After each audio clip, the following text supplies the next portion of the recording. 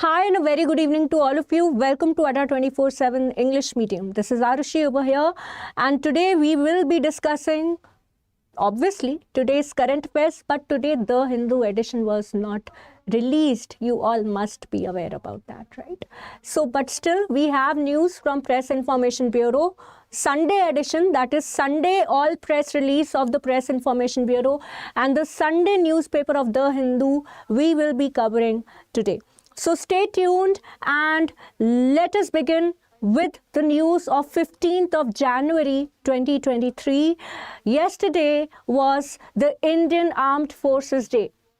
The Indian Armed Forces Day was celebrated yesterday. You can have a glimpse of this DT News video on the Indian Armed Force Day. It was basically the event. The event is usually held daily every year on date 15th of January. The Indian Army Day is celebrated on Cariappa Parade Ground, New Delhi. This year it was held in the city of Bengaluru.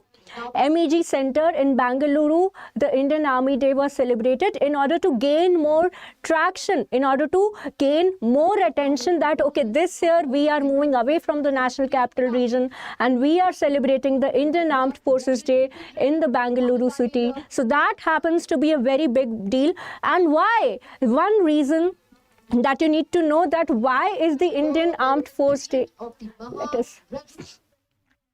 Why is the Indian Armed Forces Day celebrated only on 15th of January? See, the Indian Army was established by the British on 1st of April 1895. Note down this date. Note down this date that the Indian Army was founded by the British Indian government on 1st of April 1895. But why do we celebrate it on 15th of January? Is the reason because Field Marshal Kadendra M. Cariappa, he was sworn in as the Commander-in-Chief of the Free Independent India, the first Indian to hold this position after the last British official who was there, General Francis Butcher. He left the position of Commander-in-Chief and it was handed over to Kodendra M.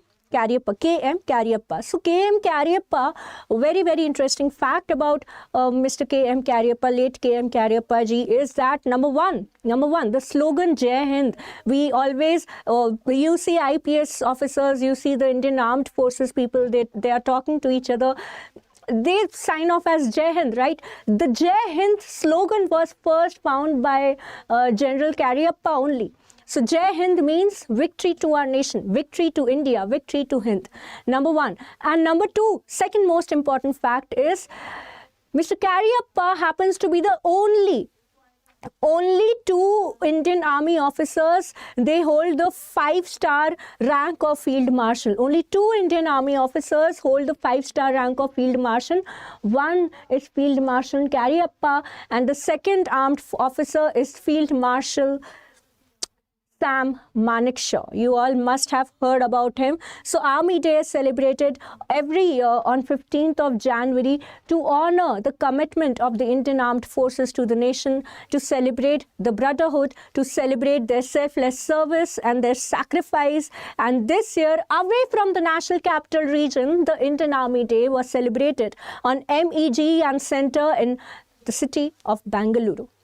So another important fact that you should be knowing about the Indian Army, that in 2021, in the year 2021, Global Firepower Index, the Global Firepower Index ranked the Indian Armed Forces as the fourth most powerful force, ranked the Indian Armed Force as the fourth most powerful force in the world actually. So you can see top 5 powerful armies of the world, and India ranks above France. France, that is a member of United Nations Security Council. France, that is one of the P5 countries. India ranks above France to be the 4th strongest army of the world. So that is, a lot of parameters are considered by the Global Power Index. So remember this point. Remember this point. Another key point is that government arms civilians in the border villages. So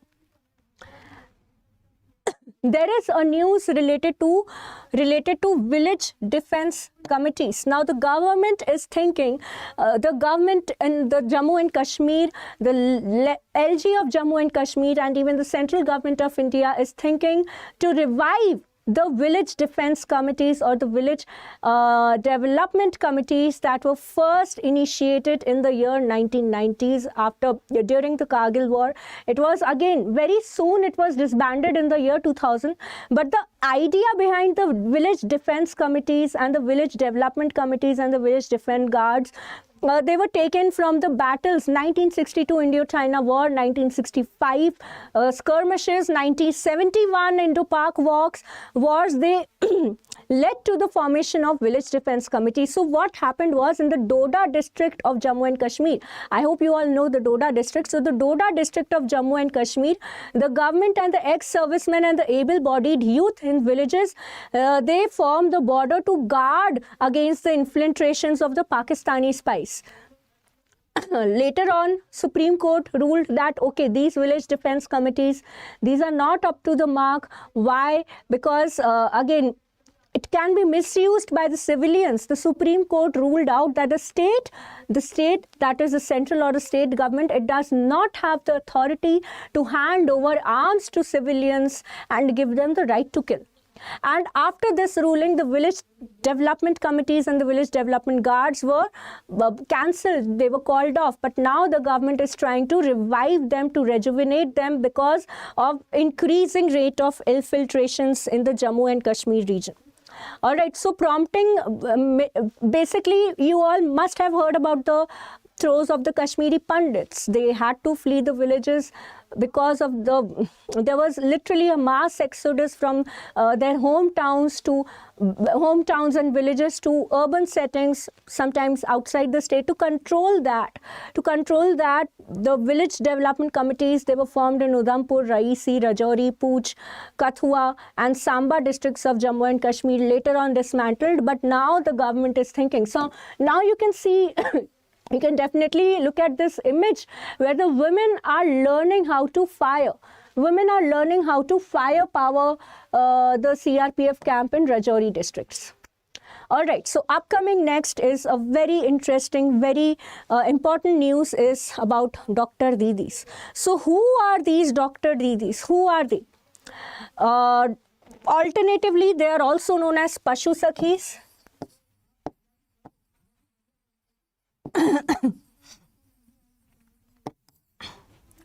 Alternatively, also known as Pashu Sakhis, Dr. Didis form a very important wing of a project commenced under the National Rural Livelihood Mission. A very important project. Good evening, Kiran. How are you? Most welcome to the session. A very important project conceived under the National Rural Livelihood Mission.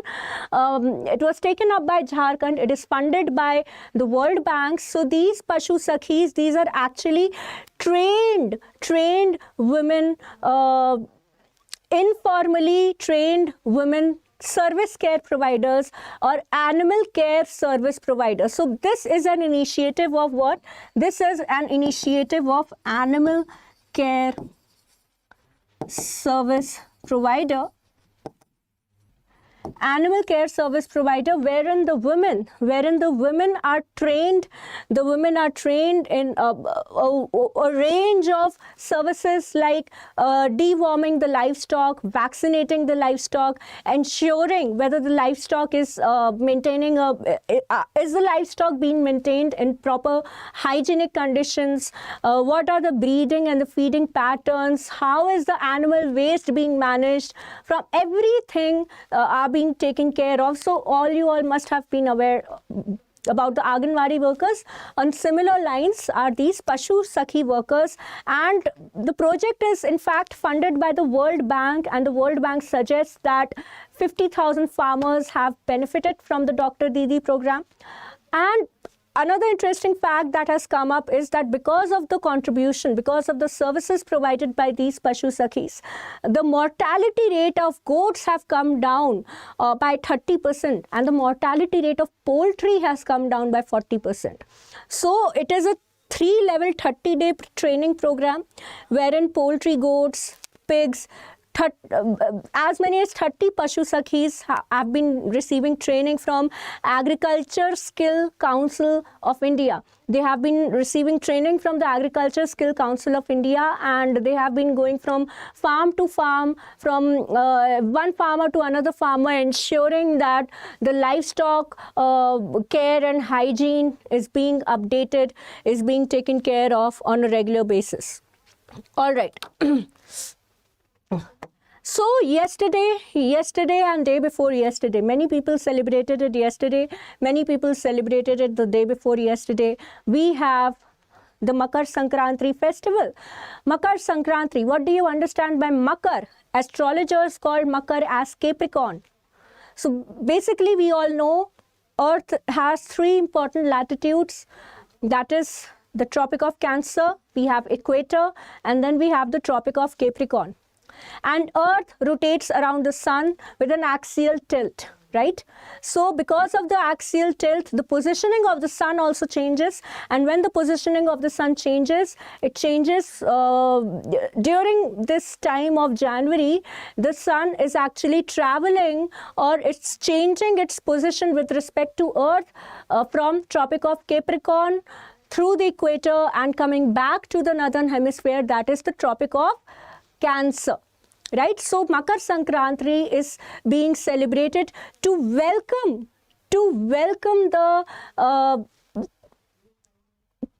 the sun, from in the Tropic of Cancer region, right? So that is why it is known as Makar Sankranti, and it is celebrated.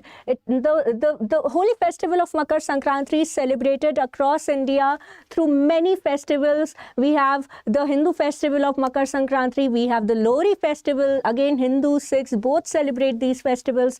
We have the Pongal festival, also known as Thai Pongal festival, mostly seen in southern parts of the state. Right, you all must have heard it is a very, very popular Thai Pongal festival. We also have the Makar Vilakku festival at Sabarimala temple. So Lord Ayyappa is worshipped for 7 good days. So this Makar Vilakku is again celebrated to welcome the Makar Jyoti, that is the sun traveling back to the topic of Capricorn. So basically what happens is, this is the sun, right, and this is the Earth's orbit. So this is the region, this is the North Pole and this is the South Pole. Why? Because Earth has a certain axial tilt at 66.5 degrees to its orbit, right? So this is the northern hemisphere. When the northern hemisphere is basically facing away from the sun, we here in the northern hemisphere, we experience winters. And when the Earth travels along its orbit, and again when the northern hemisphere faces towards the sun, then the positioning of the sun comes back to Tropic of Cancer. That is the idea.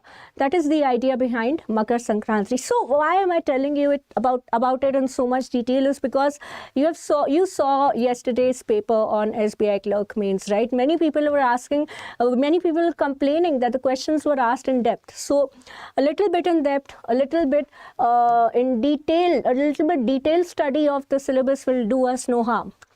Okay, it'll only build upon our knowledge. West Bengal government is likely to spend 150 crore on Ganga Sagar Mela, says minister. Who is the Prime Minister? Who is the, Chief Minister of West Bengal? You all know, Mamata Banerjee, West Bengal. See, Ganga Sagar Mela. First of all, what is Ganga Sagar? Ganga Sagar beach is the place where the holy river Ganga enters the Bay of Bengal Sea. Okay, so it is the confluence of river Ganga into the Bay of Bengal in the West Bengal. So it is basically in the Ganga Sagar district. It is the Sagar beach. Okay, and every year during Makar Sankranti, a huge gathering of people can be seen in that region.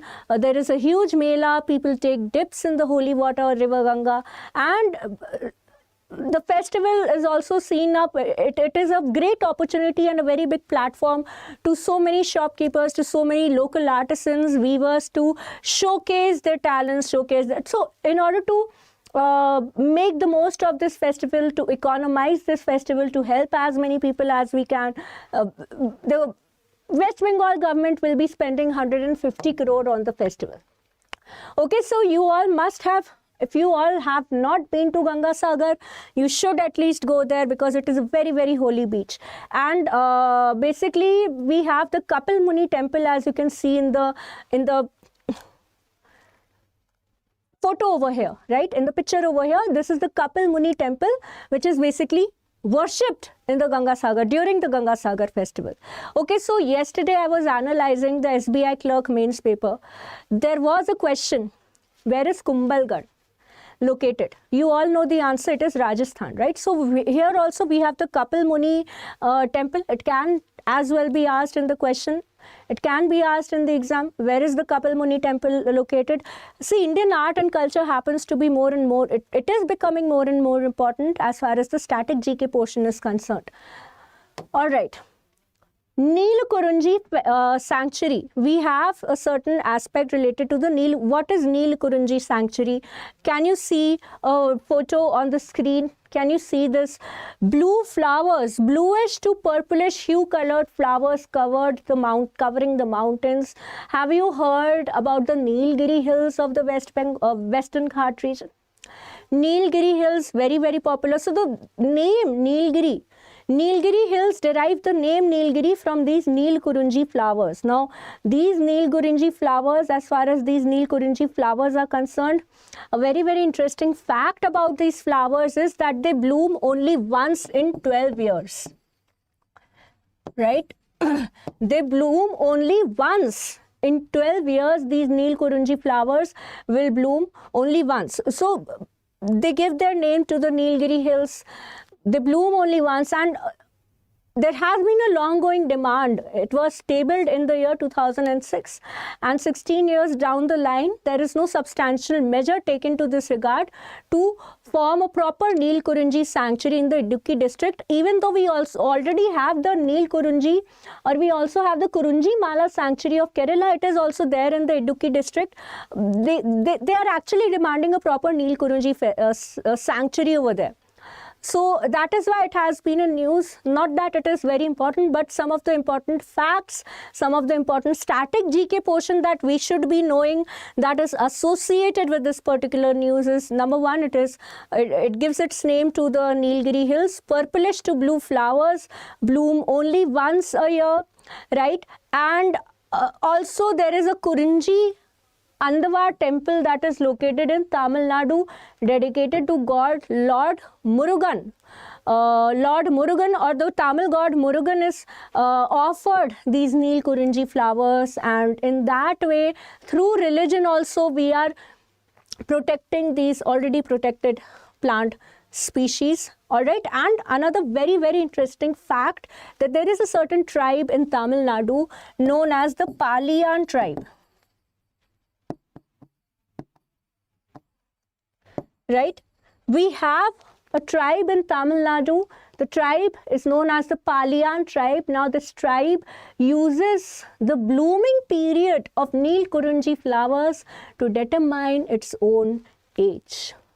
Because these flowers will bloom periodically after 12 years, they will use this Paliyan tribe of the Tamil Nadu state will use the blooming period of these flowers to determine their own age. Good evening, Robin. How are you? Welcome to the session. Okay, so we also need to understand, again, let's come back, let's go ahead with the next important topic of the day, that is L20. So there is a meeting, Labor 20 meeting. L20 meeting will be held in Jodhpur district of Rajasthan. In Jodhpur district of Rajasthan, Labor 20, that is G20's meeting on employment is termed as Labor 20. G20's meeting on employment will be termed as Labor 20. International Labour Organization will be the international agency that will be overlooking. Yes, Yes, it blooms only once in 12 years. So it will be overlooking this L20 meeting, ILO, talking a little about the static portion of International Labour Organization, talking a little about the static portion of ILO. ILO is basically an international organization that was formed much before the United Nations. It was formed as a part of the League of Nations in the year 1919. It was formed as a part of League of Nations in the year 1919. Then ILO became the first secretariat and the specialized agency of the United Nations in the year 1946. 1 year after the UN was established, it is headquartered in Geneva. And recently International Labour Organization, it released its report. It released its report it released its Global Wage Report 2022.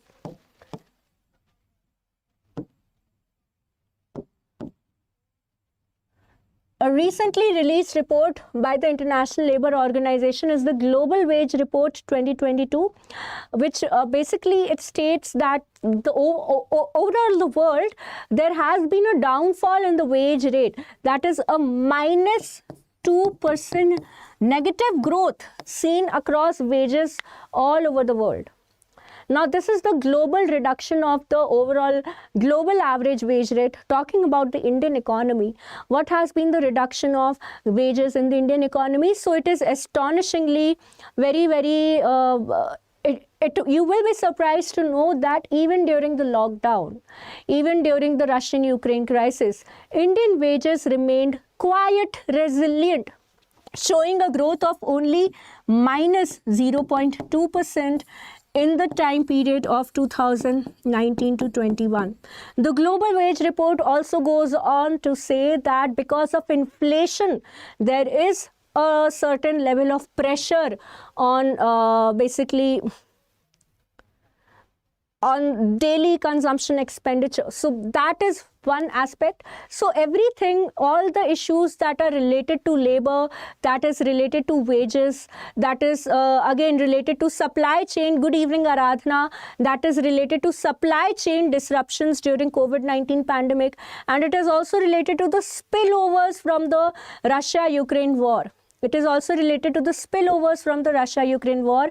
Everything will be discussed in this particular event in Jodhpur. So when the event will take place, I will definitely update you as to what were the proceedings of the event. But recently also G20 meeting took place related to infrastructure. A recent G20 meet was held in Pune related to infrastructure. We will be discussing that in the upcoming slides. Another very important news of the day is Rajasthan happens to become the first state in India to issue its own blindness control policy. So basically this important policy has been issued under the Nirogi Rajasthan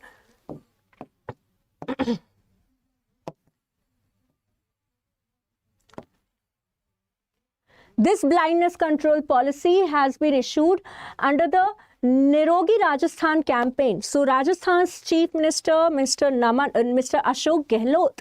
Mr. Ashok Gehlot issued the Nirogi Rajasthan campaign, and under this campaign, there is a policy, there has been a policy that has been issued to control blindness, and along with the blindness control, the policy or the campaign issues a particular right to sight,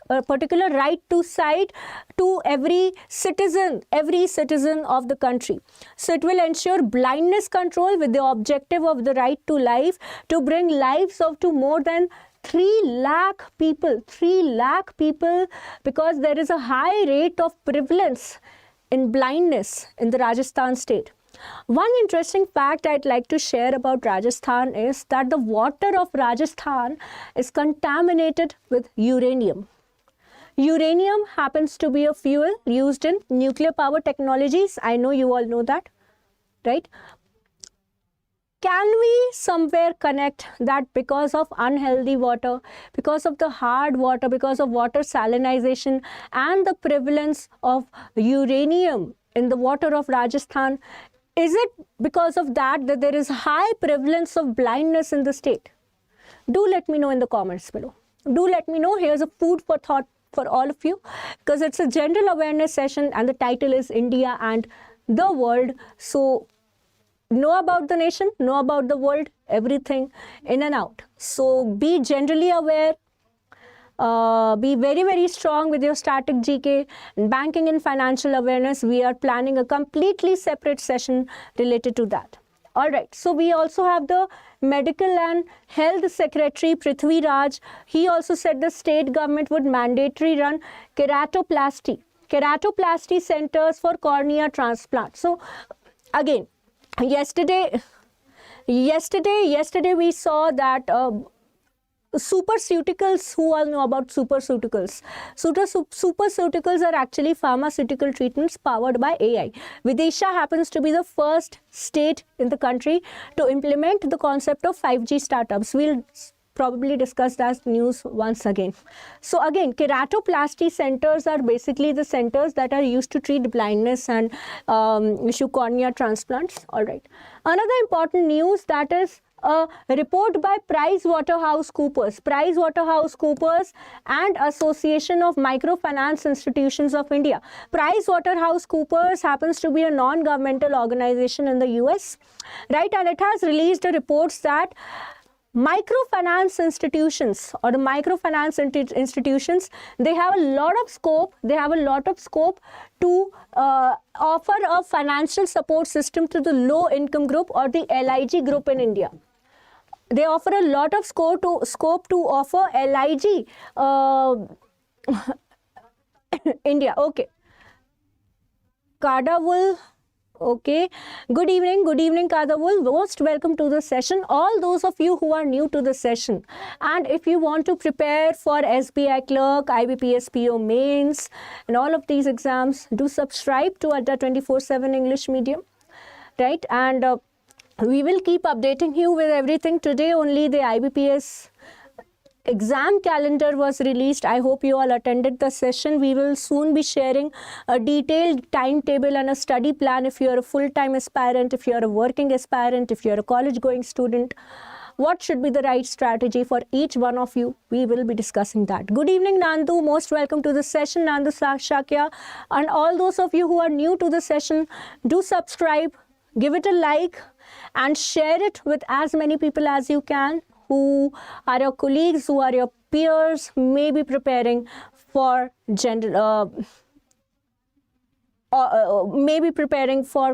current affairs, right, for SBI. All right, thank you, Anshika. So what basically is a microfinance? How does RBI define? If there was a certain benchmark, if there was a certain definition, okay, this category of loan is a microfinance loan and this category of loan is not a microfinance loan.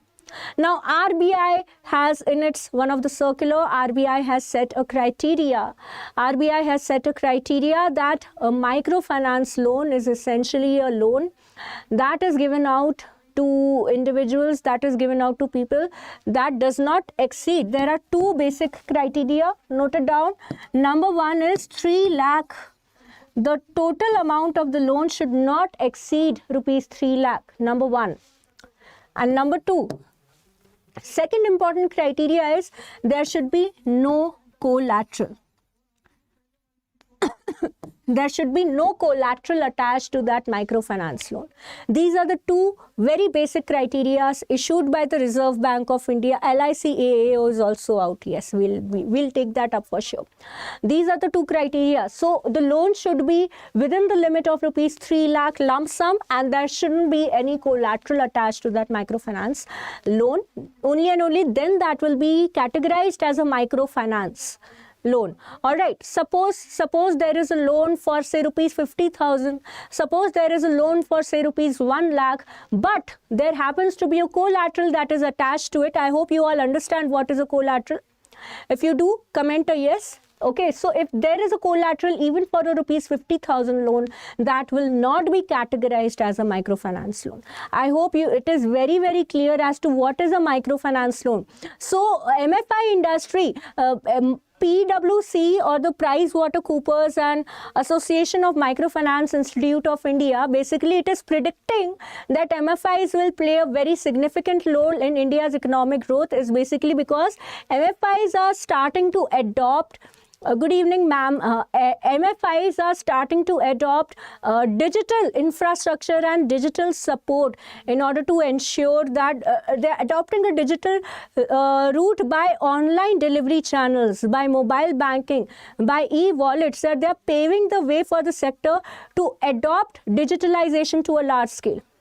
Right, so basically low-income group member people, individuals, farmers, street vendors, these happen to be the customer base of microfinance institutions.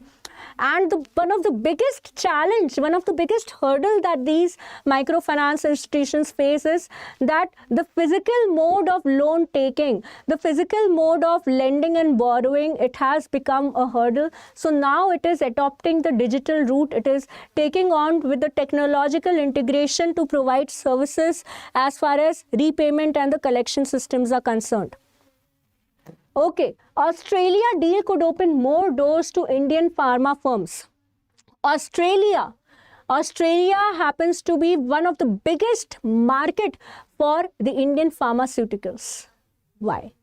See, let me tell you one very, very important fact related to it. 55% of India's pharmaceutical exports, they go to highly regulated markets of the United States, highly regulated markets of the United Kingdom. So without an approval from the US FDA, that is Federal Drug Association of the United States of America, without the approval of US FDA, no cosmetic product, no medical device, no pharmaceutical, nothing that is even eatable or edible can enter that country. And Indian pharmaceuticals, generic or even patented drugs, they happen to surpass all the licensing criteria and the standards of highly regulated bodies like the US FDA. So Indian pharmaceuticals have kind of a goodwill name all across the world. And 55% go to the highly regulated market. Now, as far as the Australian market is concerned, here Australian deal, when we are talking about the Australian deal, what is that Australian deal? That Australian deal is basically free trade agreement. The free trade Indo-Australia that Australian deal is associated with Indo-Australia free trade agreement. Alright, so 12% of generic drugs and 18% of the over-the-counter drugs. So total amounting to at least 14 billion US dollars. Total amounting to $14 billion. That is the amount of drugs that we export to Australia, including generic, including over-the-counter, including patented. So Australians, they do not care. They just don't care whether the drug is a generic drug, whether the drug is a patented drug. Even if they have to shell out an extra from the pocket, they will go ahead and do so. So that is why it is a very sprawling market. In 2020-21, India's firms, they export to Australia. India's exports to Australia were worth 387 million, and that is only the pharma exports. You can see $14 billion dollars of total pharmaceutical exports from the Indian economy, of which a significant share of $387 million exports going to Australia in 2020-21. Isn't that significant? Anuradha, Robin, Nandu? India is also the origin of Ayurveda. Yes, and we are globalizing the Ayurveda medicine. We also have the World Center for Ayurveda coming up in Gujarat. All these perspectives happen to be very, very... So when you start thinking in that line, when your thought process completely changes and it is integrated with the happenings in India, with the happenings with the world around, when you start thinking like a policy maker already, then the facts need not be mugged up. You already know them. Right? You already know them. So that is the beauty of general awareness. It not only makes you knowledgeable, but it also makes you informed, and it also changes the way you think. And my agenda of these sessions is to inculcate that thinking process within your conscious already. So yes, we will discuss in detail about what the Indo-Australian deal is about. American qualifier Lauren Davis, she has won her second WTA, that is World Tennis Association title. American qualifier Lauren Davis has won this for the second time after a 6-year drought. She swept the Italian Elisabetta Cocciaretto at the Hobart International Final. Hobart International Stadium is basically a stadium in Australia, right? And the World Tennis Association tournament was taken there. And the finals were faced between Lauren Davis and Elisabetta Cocciaretto. So whenever we are reading and covering the sports news, it is not only important to remember the name of the winner, but it is equally important to know who lost the match. Sometimes they do ask who lost the match, or sometimes they ask, there can be a statement-based question. So IBPS PO mains, when you will read general awareness, you will come across most of the statement-based questions only, right? Not statement-based questions like option 1, 2, 3, 4. No. There will be a certain question, they will give you a fact, and then they will ask you that, okay, WTA title winner was Lauren Davis. Whom did she defeat? And then you will get the options. So Italian player Elisabetta Cocciaretto was defeated in the Hobart International Finals in Auckland. And in Auckland also during the Auckland match that was held in the 2017, also the winner was Lauren Davis. So this is basically her second WTA title. The first WTA title was won by Lauren Davis in the 2017 WTA final that was held in Auckland. Where is Auckland? Let me know in the comments. Where is Auckland? Let me know in the comments. And this is her second title that she is winning. All right. Again, our country has 8 Vande Bharat Expresses now. Now let me know in the comments, Anuradha, Robin, Nandu, Kaduwal, whosoever is watching me live, who have travelled the Vande Bharat Express. Who have travelled the train Vande Bharat Express? How was your experience? Let me know in the comments. No limit, absolutely no limit. We will definitely start taking quizzes. We'll start taking quizzes on the IBPS PO pattern soon. Very nice. It is located in New Zealand. Okay, and this time the WTA finals was held in Hobart International Stadium, Australia. 2017 match when Lauren Davis won, that was there in New Zealand. Okay, and she belongs to which country? She belongs to USA, and the opposition, the final she was battling with was a player from the Ireland. All right.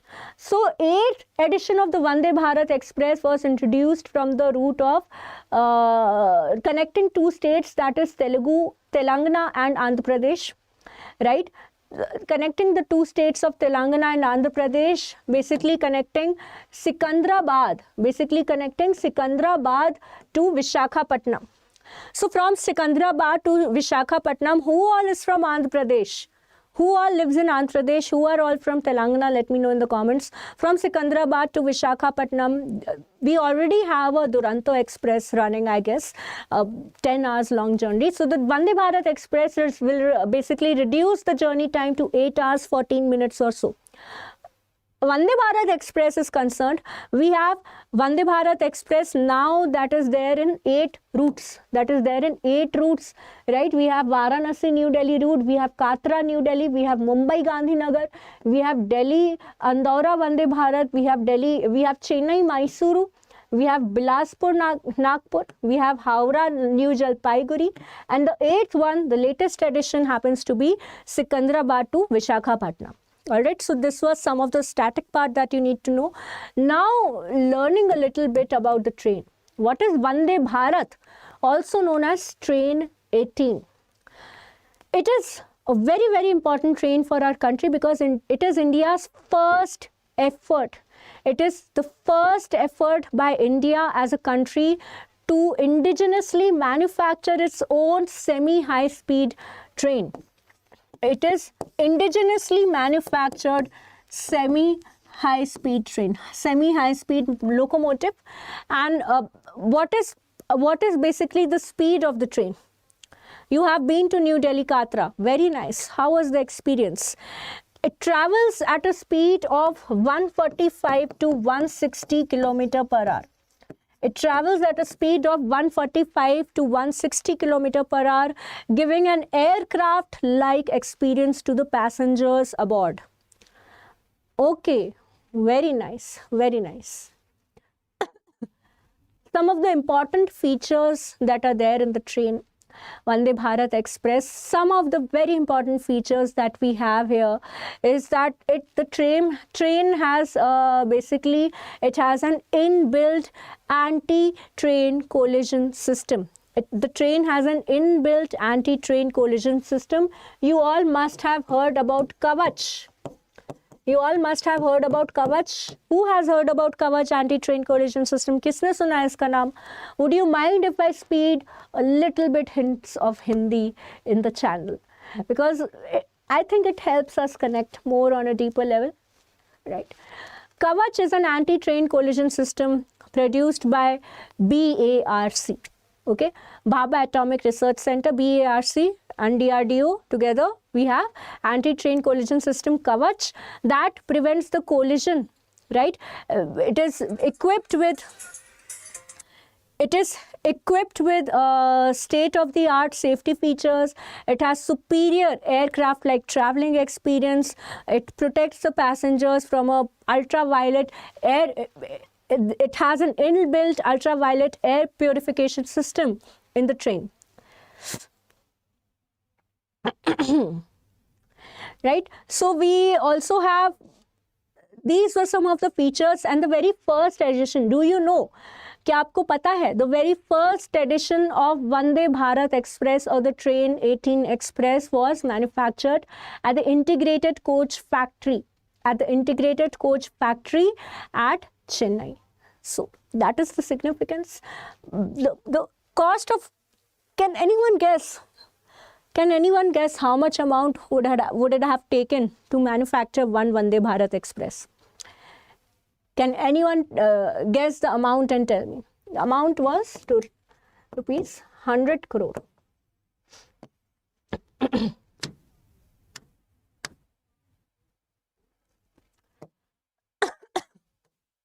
Okay, I think I do need a PPT changer now. Another important aspect, so we are celebrating the startup. Today is basically the Startup India Day. Okay, today we are celebrating the Startup India Day.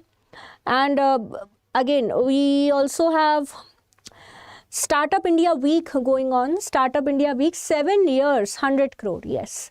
7 years since we launched the Startup India program. So we have a 7-day series that is going on. Atal Incubation Centers, you all must have heard about the Atal Incubation Centers. It is a 2-day mega startup event, 15th to 16th January. Okay, and also a 7-day industry focus series that will focus on channelizing the private investments into startups. It will focus on channelizing private investments into startups. Okay. So here are a few details that you need to know from the exam point of view. That is, number one, magic. What is magic? Magic is Marathwada Accelerator for Growth and Incubation Council in Aurangabad. Can anyone tell me what is incubation center? What is an incubation center? An incubation center is basically a system. The very word incubation. Incubation basically means to nurture something, to help something grow, right? When you start up with a job, you enter a certain level of probation period, right? There is a certain level of probation period where the organization, it will try to look at your work. If the organization, if it happens to like you, it will help you grow. It will nurture you, it will train you, right? It will train you. So that is basically a nurturing process. It will be a nurturing event. Likewise, startups, any any person who has an idea. Suppose I have an idea, I have a product, and I want to get off with my own startup. So I will say that, okay, before taking a full-fledged risk, let me see how will my startup perform. Let me see what kind of probable mistakes can I make. And because I am a single entrepreneur, I need someone to fund me. I need someone to support my business idea. And that supporter is known as angel investor. That supporter is also known as venture capitalist. So when we'll study the SEBI circular, we will see that there are angel investors, there are venture capitalists, right? In a controlled environment, the startup is given a chance to grow. The startup is allowed to make mistakes and learn from it without the fear of any upcoming losses, any huge loss. So that is what it is associated with. Nurturing innovations and startup. The very name of the program is Nurturing Innovation at Startup at Veer Mata Jijabai Technology Institute. That is there in Mumbai. And WT India Champions Chairperson. WT India Champions Chairperson is basically an initiative that encourages women entrepreneurs, women who might be interested in coming up with their own startups, right? So we have interaction meeting of women entrepreneurs under the WT India Champions, and the chairperson of this W20 India Champions happens to be Dr. Sandhya Purecha. Dr. Sandhya Purecha. These were some exam related facts. Another very important exam related fact is Ministry of Culture and the Government of India has collaborated with SPIC Makai. It has collaborated with SPIC, SPIC Makai, to host a multicultural event. So SPIC is basically an international non-government organization that was formed in the year 1977, and it aims to promote the world heritage, that is the heritage across the world and the heritage that is there in India. Yes.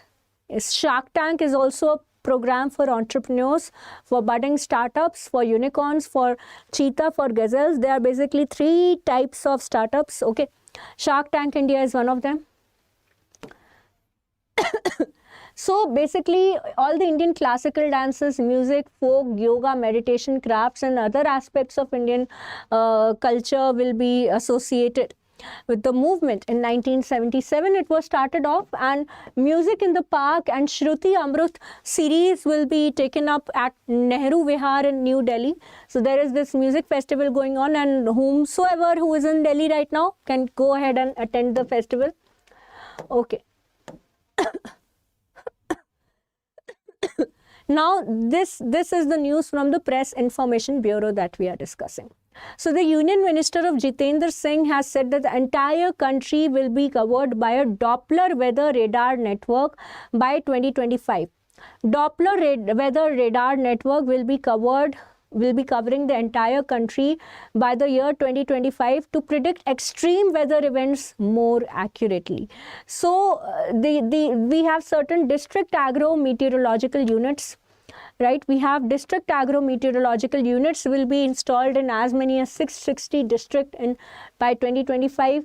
The Union Minister of Earth and Sciences also said that the prediction accuracy of IMD has increased a lot by 40 to 60%. So we are definitely moving ahead towards a certain sustainable future. We are moving ahead to sustainable, effective disaster mitigation. Right? As you can see from the last point, we have the flash flood guidance in 2021. It was introduced in 2021, and since 2021 till 2022, the number of watersheds. So basically, river systems and watersheds. Watershed is basically an area that is flooded by a certain river. It can be Ganga river, it can be Brahmaputra, it can be any big or small river, Chambal, Son, anything. That is a watershed. And suppose it is a cross-country watershed, right? Like Brahmaputra river, it also travels to Bangladesh. It also enters India from China, Tibet, right? So we have watershed basically, and there has to be certain level of information sharing between two countries if a river is transcending the boundaries of two nations. And the number of information sharing rivers that were covered, they have increased from 30,000 to 1 lakh. And it is not only benefiting the country, but it is also benefiting our neighboring countries, our immediate neighbors like Nepal, Bhutan, Bangladesh. A similar system has also been installed in the country of Sri Lanka.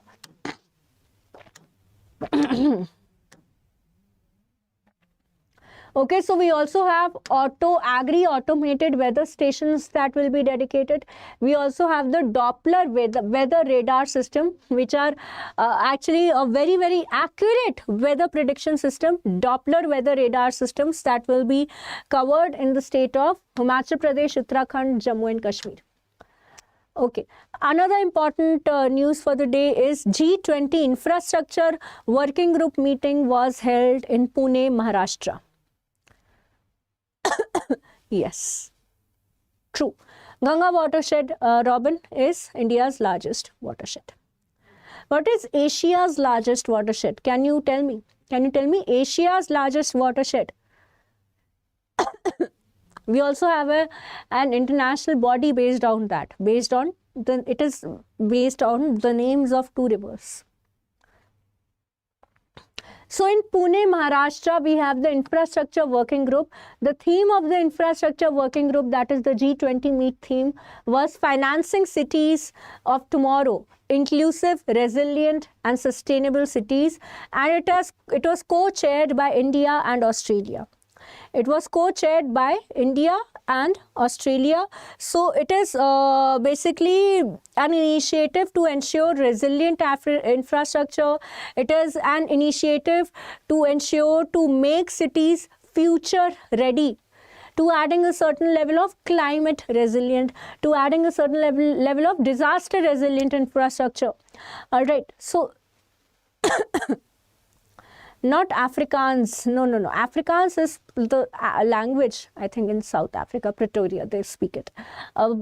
It is Mekong River, okay? It is, Nile is the largest river of the African continent. I'm talking about the Asian continent. It is, you must have heard about the Ganga Mekong Cooperation. It is a cross-cultural, economic, trade, transport, tourism related cooperation. Mekong happens to be the largest river that is fed by the three important rivers of China, travels through Asia, flows into the Bay of Bengal. Okay, so this was the G20 meet agenda about that was held on 13th of January in Pune, related to infrastructure development, and one of the key components was the domestic outreach or the Jan Bhagidari component of this G20 meet. Okay.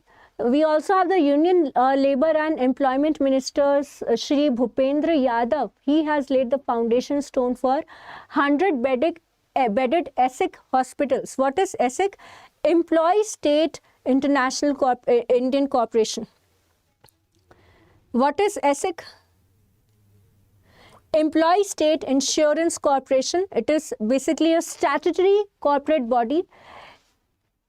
Employee State Insurance Corporation is a statutory corporate body. It is incorporated under the Employee State Insurance Act of 1948. It was established under the Employee State Insurance Act of 1948, Employee State Insurance Corporation. So basically it implements the ESI scheme, Employee State Insurance Scheme. Okay, and it comes under the Ministry of Labour and Employment. It works under the Ministry of Labour and Employment. Three agendas are covered. One is the medical benefit. Full medical benefit is given to the employees covered under the ESIC scheme. The contribution towards the ESIC, the premium contribution is again determined by the ESI Act 1948, that is amended from time to time, updated, because the government contribution to the insurance premium is updated from time to time. Okay, it also ensures sickness benefit. Sickness benefit is covered to the extent of 70% of the wages. We also have the maternity benefit cover. We all know about the maternity benefit week. It is given for 26 weeks, right? That is also covered. Again, we also have the disability benefits. So recently our honorable Prime Minister, he inaugurated, or he laid the foundation stone for 100 bedded ESIC hospitals in Agartala, Tripura. So a video related to that. I hope you can hear it. Okay, so this was the last. Cash crops like rubber and tea. The state is also known for its handicraft, particularly hand-woven cotton fabric, wood carvings, and bamboo crafts. For the benefit of ESI insured workers and beneficiaries, the state today is laying down the foundation stone of a modern hospital in Agartala.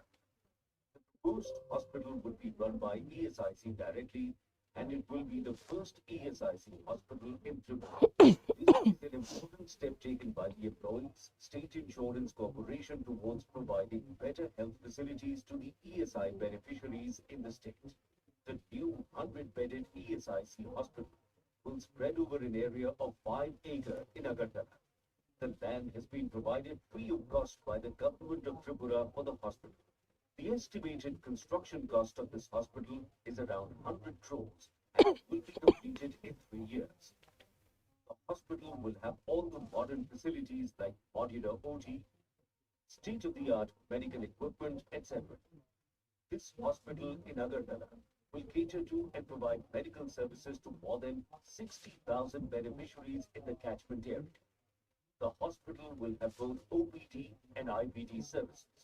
The hospital will play an important role in the Prime Minister's vision for a healthy and prosperous India. The foundation stone of this hospital is being laid today by Shri Bhupender Yadav, Minister of Labour and Employment, Environment, Forest and Climate Change, Government of India. Chief Minister of Tripura, Professor Dr. Manik Saha, is the chief guest for the event. The foundation ceremony is having august presence of Sri Rameshwar Tej, Minister of State for Labour and Employment, Oil and Natural Gas, Government of India, Kumari Pratima Mohammed, Minister of State for Social Justice and Empowerment, Government of India. ESIC also welcomes Sri Ratan Chakraborty, Speaker, Legislative Assembly, Tripura, and MLA, High-Court Constituency, Sri Bharat Chandra, Minister, Department of Labour and Employment, PRDP, Welfare Department, of Tripura, Sri Chairman, Panchayat Samiti, Old Agartala. Along with this, ESIC heartily welcomes all the dignitaries and persons present in the ceremony. All right.